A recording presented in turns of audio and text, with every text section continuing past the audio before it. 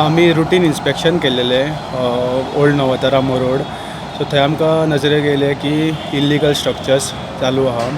So तें आमी तेजें इन्स्पेक्शन केलें, रिपोर्ट बीन केले आनी सीओच्या नजरेक हाडले. So after that personal hearing आसलेली, सीओन पर्सनल हियरींग घेतली आनी ड्युरींग दॅट टायम तांकां हें जालें की trade activity is going on.